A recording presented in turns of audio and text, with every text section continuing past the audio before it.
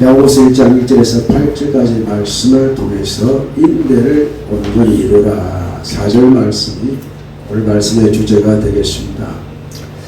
하나님과 주 예수 그리스도의 종 야고보는 자기 자신을 하나님과 그리스도 예수의 종이라고 밝히고 있습니다. 그 당시 유대인들에게 있어서 예수님을 주라고 신한다는 것은 다 힘들고 또 살아가기에 많은 염려가 되어지고 그것 때문에 핍박이 원인이 되어지는 시대였습니다.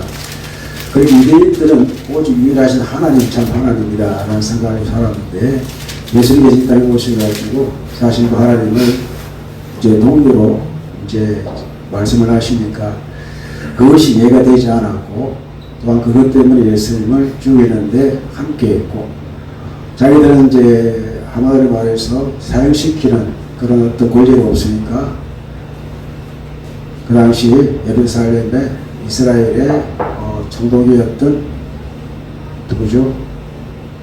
본디오 빌라도에게 권한을 받으시고 본디오 빌라도에게 이제 죽여달라고 이렇게 요청을 했던 것이지요. 그래서 하나님과 주 예수 그리스도의 종, 이 야고보는 예수님의 동생입니다. 동생인데 사실 예수님께서도 자신이 이제 사역을 해 나가실 때에 가족들에게도 인정을 받지 못하셨습니다. 그래서 예수님께서 어떤 일을 하시면 옆에 있는 사람이 그 형이 이상한 일을 한다 하니까 사람을 보내가지고 이제 집으로 가자라고 하는 그런 결정이 있었습니다. 그때 예수님께서 누가 나의 어머니요 누가 나의 형제냐 그렇게 말씀하신 적이 있습니다. 사실 집에서 인정받는 것이 참 힘듭니다. 예수님께서도 그 당시 30세의 나이로 시작하셨으니까 그때 목수였거든요. 그 당시에 목수의 일을 하는 사람이 가장 기본적인 일을 하는데 불구하고 목사의 직업은 인정받지 못하는 직업이었습니다. 그래서 목수의 아들 그렇게 예수님을 비할 때 쓰던 그런 용어기로 했습니다. 그러나 예수를 만나고 자기의 형으로 태어났지만 그러나 예수님께서는 동정녀의 몸에 태어나셨습니다. 나중에 그들이 예수님을 하나님의 아들 그리스도 인정하기까지의 그 세월들 그러나 성령께서 그들의 마음을 두드려 주시니까 우리 형 예수님은 하나님이시다 라는 고백을 할 수 있던 것입니다. 그래서 하나님과 주 예수 그리스도 하나님과 예수님은 같은 하나님이시다 라는 것을 고백한 동시에 나는 그분의 종이다 라고 말을 합니다. 종은 신분입니다. 신분이기에 자신의 신분을 종이라고 표현하는 것은 또 종은 주인에게 속해 있습니다. 그렇기에 나는 주님께 예수님께 속해 있습니다. 나는 주님의 종입니다. 고백하는 행위입니다. 낮고 천한 자의 아주 노예처럼 그런 불쌍한 존재가 아니라 나는 예수님께 속해 있습니다. 이런 마음을 표현하는 겁니다. 여러분 종이라 하면 기분이 끝이 좋지 않습니다. 어떤 때는 그런 소리를 듣기를 원하지 내 누구의 종이야 이렇게 말을 한다면 그것이 그렇게 듣기 좋은 표현은 아닙니다. 그러나 이 야고보는 예수님의 동생이지만은 나는 예수님의 종입니다. 그 예수님이 속해 있다는 것을 아주 기쁘게 생각했습니다. 그래서 하나님과 주 예수 그리스도의 종 야고보는 흩어져 있는 12지파에게 문안한다라고 말하고 있는데 12지파는 누구이겠습니까? 유대인들이겠죠. 이 편지를 받는 대상이 누구입니까? 유대인들입니다. 이방인 12지파에 포함될 수가 없습니다. 그런데 이들이 왜 흩어지게 되었을까요? 라는 생각을 해봅시다. 예루살렘이 나중에 핍박이 시작되어지잖아요. 어느 사건 때 가장 큰 핍박이 일어납니까? 스데반이 쫓겨나갑니다. 그 이후부터 이제 예루살렘에 큰 핍박이 나타나가지고 뿔뿔이 흩어지게 되는 그래서 여기 흩어져 라는 이 뜻이 디아스포라입니다. 디아스포라 흩어져 있는 12지파에게 디아스포라 이 디아스포라는 흩어진 유대인 자체를 말하는데 여기다 12지파는 예수를 그리스도 인정하는 믿는 12지파 유대인들을 말하는 것입니다. 하나님 우리가 주 예수 그리스도의 종 야고보는 흩어져 있는 12지파 핍박을 피해 고난을 피해 박해를 피해 떠난 사람들, 흩어지는 사람들. 자, 예수님께서 나를 인하여 너희를 건설하고 핍박하거든 기뻐하고 즐거워하라 라고 말씀을 하셨습니다. 자, 거기에 문화한다라는 말씀이 있잖아요. 그게 뭐라고 기록되어 있습니까? 기뻐하다, 즐거워하라. 제 번역이 그들에게 비록 흩어져 살지만은 기뻐하고 즐거워하라 이 뜻이라는 것입니다. 이것을 번역하기가 좀 힘이 드니까 무난한다, 무난 편지니까 아마 그렇게 번역한 걸로 보입니다. 그래서 야고보가 편지를 쓰면서 우리 예수 믿는 우리가 비록 박해를 피해가지고 여기저 흩어져 살지만은 우리는 기뻐하는 즐거워하는 삶을 되어져야 한다는 것을 강조하는 인사가 되는 것입니다. 그러므로 예수 믿는 자체가 굳이 핍박이 온다 할지라도 고통이 온다 할지라도 그의 중심에 기쁨이 즐거움이 있어야 한다는 것입니다. 늘 강조하지만 저는 예수를 믿고 목사가 되는 이 사명에 대해서 한 번도 어렵다, 힘들다, 괴롭다 이렇게 말한 적도 없고 생각한 적도 없습니다. 불편함이 있었지만은 그러나 이 길을 가는다는 것이 너무나 기쁘고 즐거웠습니다. 단 한 사람이라도 저희 설교를 들어주는 분이 계신다면 거의 큰 기쁨이고 이렇게 묻습니다. 아버지는 어느 때 가장 기뻐요? 설교할 때 이렇게 말을 합니다. 예? 말씀을 맡은 자이기 때문에. 그래서 야고보가 이제 흩어져 사는 성도들에게 제 12지파 그들의 이제 형제들이라 표현하는데 예수 믿는 그리스도인들에게 유대인들에게 우리가 흩어져 살지만은 기뻐하자.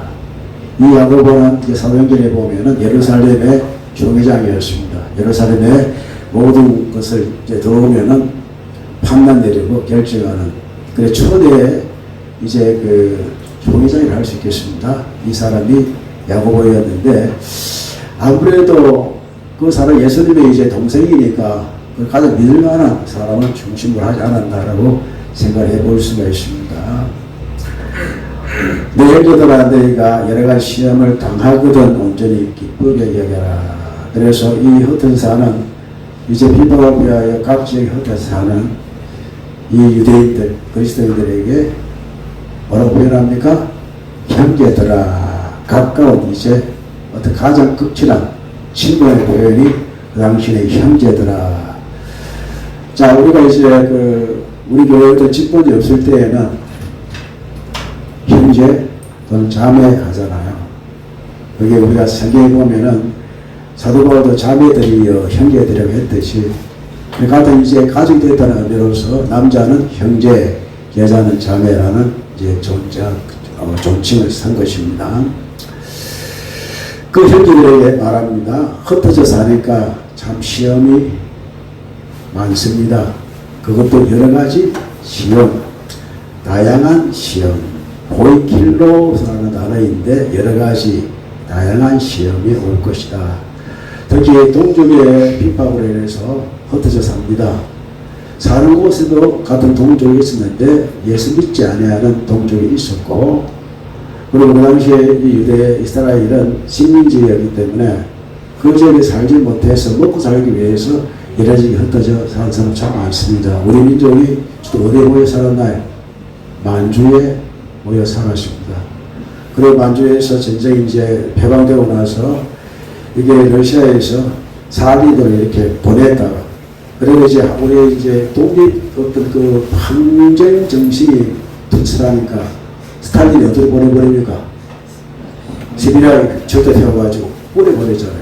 우즈베키스탄 이런데 고래가 많습니다.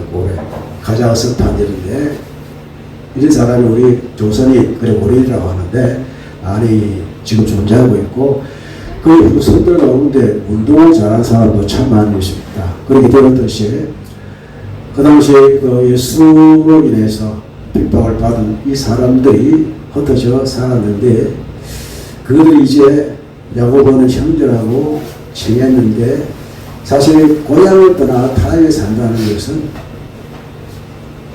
고통입니다. 베드로도 본도의 헛된 삶, 나그네와 같다라고 표현합니다. 그 나그네의 삶이 참 복잡한 삶인데, 그런데 여러 가지 시험이 너희에게 있는데 그것을 너희가 당한다라는 표현을 쓰고 있습니다. 여기 여러 가지 시험을 말하는데 페이라스모스라고 하는데, 이것은 그냥 시험이 아니라 이것은 외부로부터 오는 시험을 말합니다. 이 시험을 말합니다. 단순한 그 시험이 아니라 외부로부터 오는 시험을 말합니다.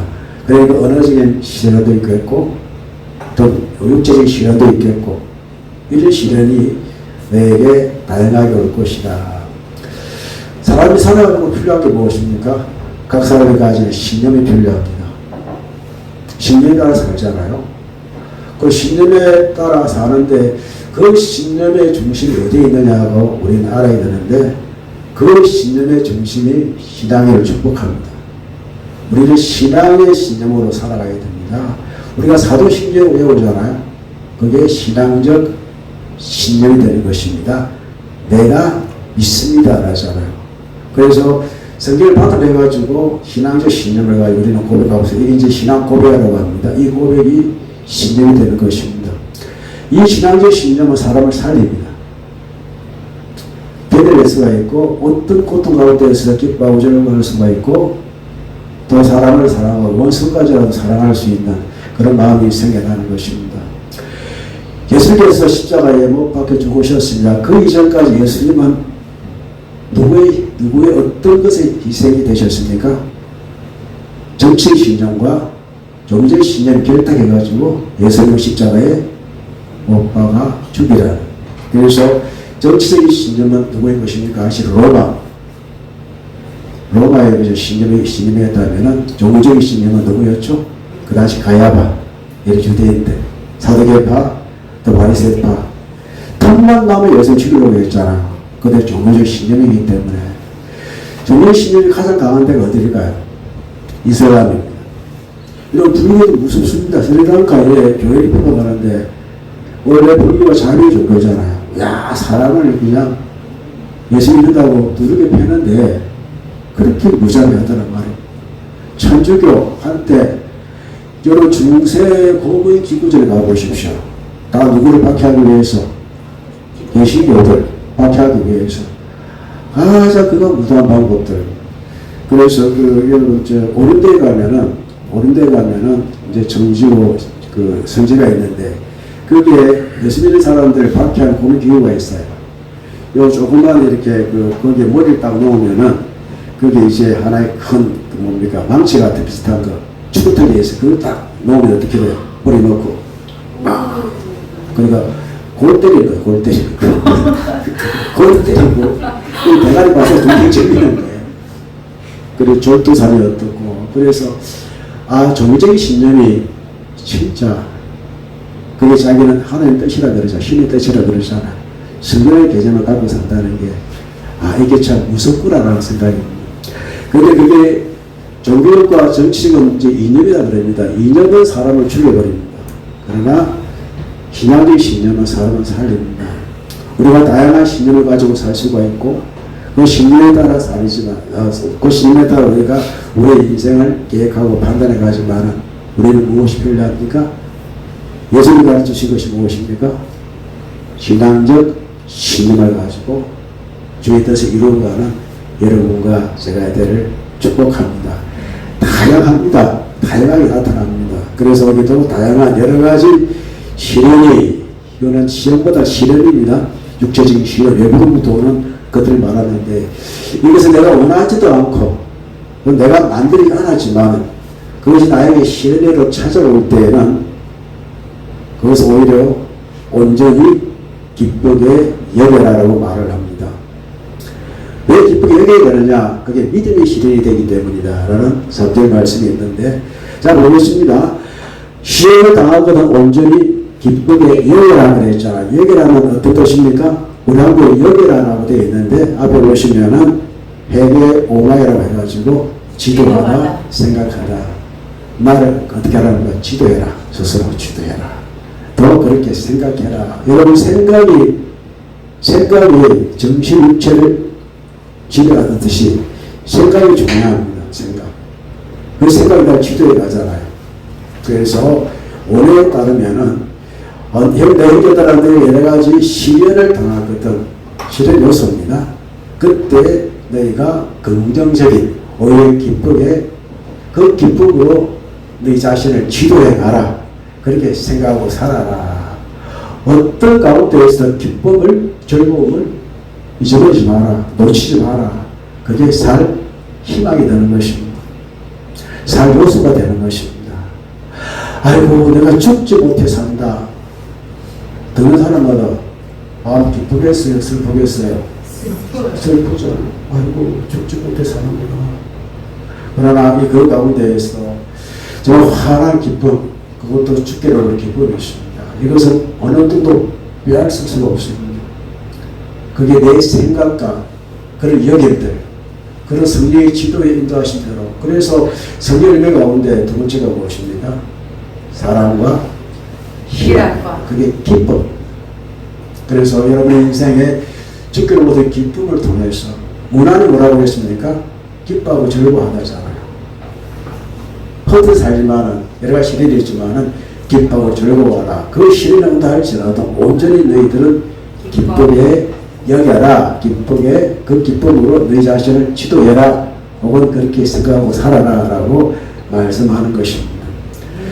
그래서 이는 너희의 믿음의 시련, 이 사람들이 결국 믿음을 이길 수 있는 이것을 견디게 하는 것이 믿음인데, 자 3절 이런 너희 믿음의 시련이, 이 시련은 앞에하고 좀 다르죠. 앞에는 이제 베이라스모사라는 시련의 뜻이지만 직접적인 시련의 단어는 오히려 도킹을 해가지고 이게 시련은 시련 뜻이에요. 약간 번역이 좀 다르게 되어 있죠.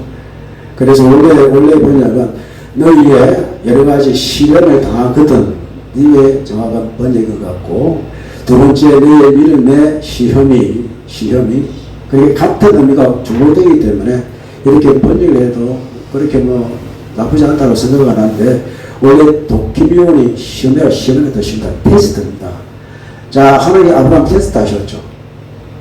우리가 시험이 두 가지가 있잖아요. 테스트가 있고 템플테이션이 있잖아요. 이거는 마귀가 주는 시험 말하는데, 그리고는 도키미온, 이것은 너희 이제 외부로부터는 시험이니까 이런 것이 너희들이 테스트하게 되는, 무엇으로 테스트하라는 겁니까? 믿음으로 테스트하면은 뭘 만들어낸다?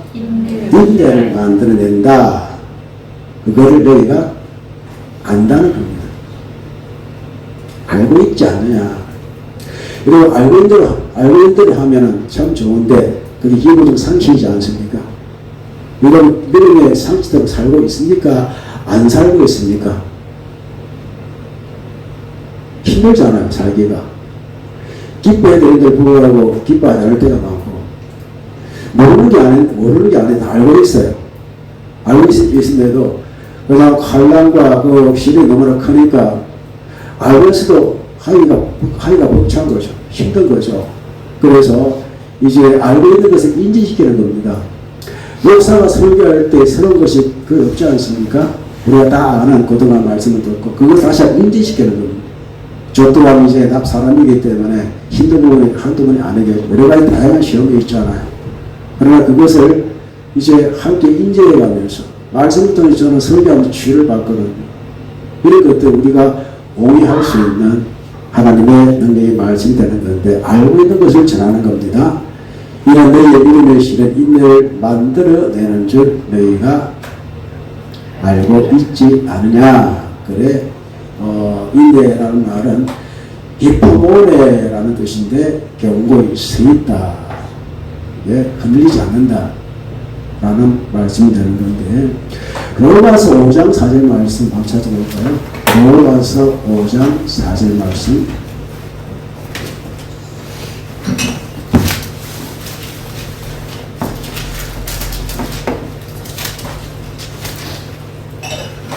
자, 다 찾았으면 함께 읽어보겠습니다.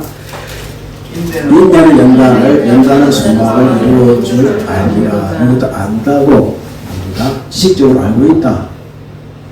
체력적으로 알고 있다. 이를 구별하고 산다는 뜻입니다. 그래서 이거는 로마서를 누가 기록한 겁니까? 사도 바울이, 야고보서는 야고보가 기록했습니다. 같은 인내라는 단어를 쓰고 있습니다. 그러나 사용처는 다릅니다. 자, 사도 바울의 인내를 같은 이제 히포모어인데 바울은 이것을 소망을 이룬 원인을 이야기합니다. 원인. 인내가 결국은 소망을 이룬다. 인내는 연단을 만들고 연단은 소망을 이룬다. 이렇게 말합니다. 야고보는 인내를 다르게 설명하고 있습니다. 인내를 만들어내라는 겁니다. 이 사무소시 인내를 이루라고 말합니다. 결론적으로 인내가 이렇게 만들어진다는 겁니다. 사도 바울의 인내가 원인이 되지만 결과적으로 인내를 만들어내라라고 야고보는 가르치는 것인데 그 차이가 있습니다. 무엇일까요? 사도 바울은 은혜를 강조했습니다. 믿음을 강조했습니다. 그리고 야고보는 행위를 강조했습니다. 그렇기 때문에 만들어내고 해결하는 또 적극적인 삶을 가르친 사람이 바로 야고보였고, 이제 로마서에 보내는 이 사도 바울의 편지는요, 받는 대상이 누구입니까? 이방인이잖아요. 율법적 접근보다는 하나님의 은혜로 구원을 받았다. 그 믿음이 중요하다. 둘 다 믿음을 강조하는 겁니다. 그래서 적극적인, 왜 이들 율법을 아니까, 율법을 행하라 애를 썼으니까 우리가 이렇게 만들어내자라는 뜻이라면 사도 바울은 이미 주어진 인내가 이렇게 만들어낼 거다. 그리고 과정 요소로 원인이 인내라고 설명하고 있는 겁니다. 그리고 4절을 봅니다. 인내를 어떻게 해라? 온전히 이루라. 이는 너희로 온전하고 우매하여. 근데 온전히 이루라, 온전하고 구비하고 다 같은 단어의 뜻이 있습니다. 그래서 구비하는 뜻이 무엇입니까? 구비하다.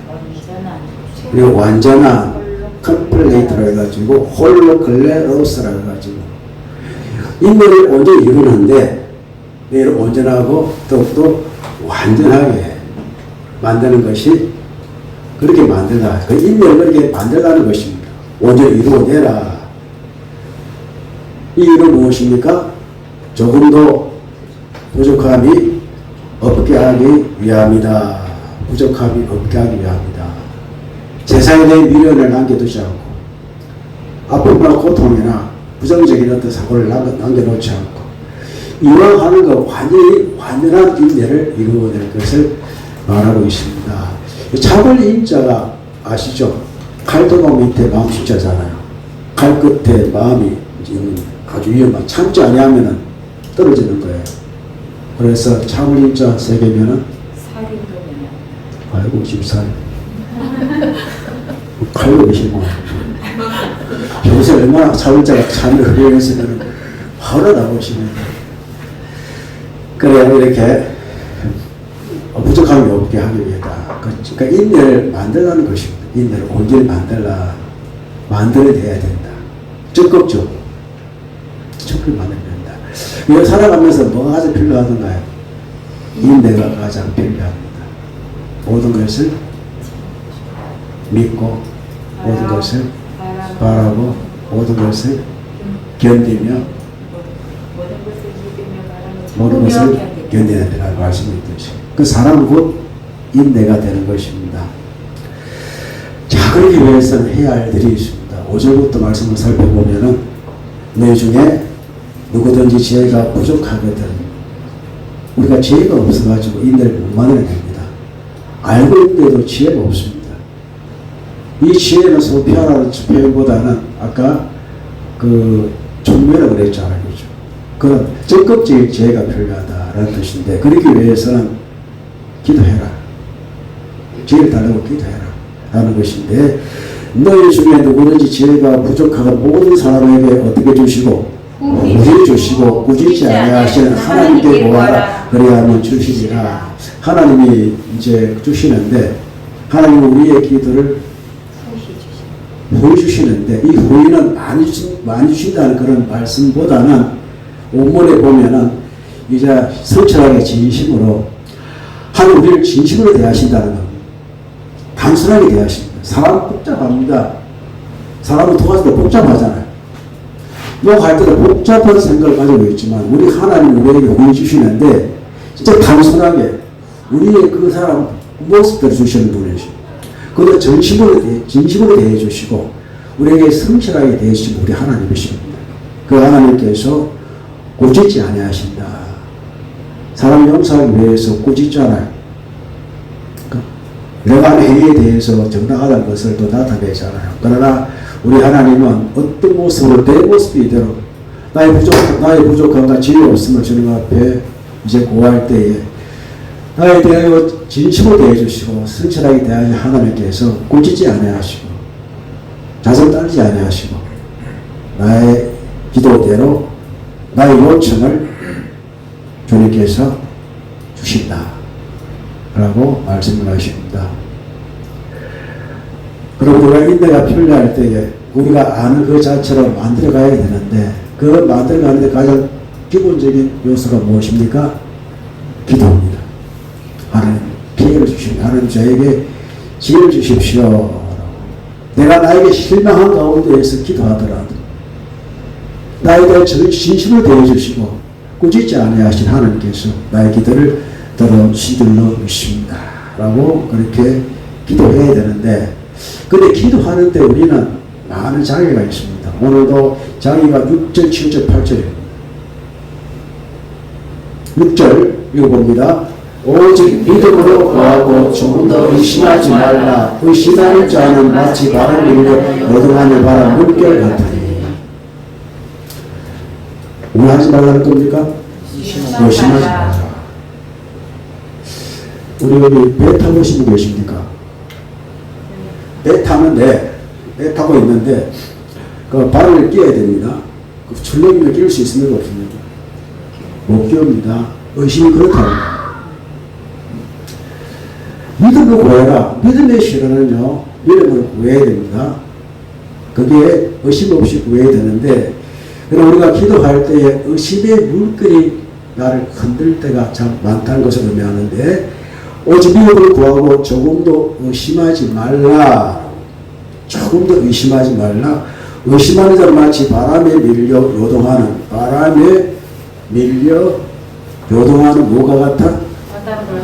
물결 하니까 여러분 작은 물결이 나는 것이 아닙니다. 큰 파도와 같은 물결이에요. 배를 뒤집을 만한 그런 물결을 말합니다. 절망적인 상황을 말합니다. 기도해도 소용이 없더라. 왜 기도해야 되는데? 하나님 진짜 살아계시는 거야. 우리가 주님의 전제자로서 믿고 있습니다. 나의 인생에 주가 나의 주가 되시고 하나님이 나의 하나님 되시고 어떤 삶 가운데 인도하신 분을 믿고 있으면서도 조금만 시험이 오면은 의심이 만들어져 가지고 이 시험에서 우리가 방금 알면도 불구하고 우리의 의심들이 마치 큰 파도 물결처럼 흔들리는 이와 같은 상황이 된다는 사실. 겉에 사는 디아스포라 예수 믿는 사람들에게 유대인들에게 이렇게 야고보가 편지를 쓰고 있는 것입니다. 그리고 7절 읽어봅니다. 이런 사람은 무엇이든지 주께 얻기를 생각하지 말라. 상상조차 하지 말라. 이 말씀 적극적으로 표현하면은 너희는 기도 안 해라는 뜻입니다. 기도가 안 됐다는 것입니다.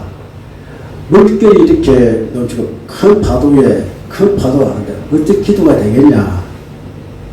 기도가 안 된다는 것입니다. 기도할 수 없다. 상상하지 못할 그런 일을 너희들이 하고 있는 거다라는 말씀과 똑같습니다. 만들지 못해라는 어찌 보면은 아주 책망적인 발언이기도 합니다. 이런 사람은 무엇이든지 주께 얻기를 생각하지 말라. 상상조차 하지 말라라고 말씀을 하시고 이런 사람은 8절에 봅니다. 두 마음을 두고 모든 일에 정함이 없는 자라. 자, 두 마음은 딥시콧을 해가지고 두 마음을 품다, 망설이다, 동요하다, 의심하다 이 표현이 다 들어있습니다.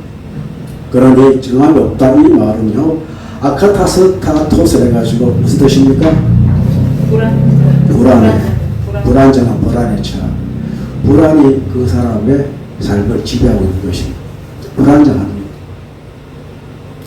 그러니 하는 길은 어떤 것도 어리석도 하지 않는 겁니다. 얻기를 할 수 없는 겁니다.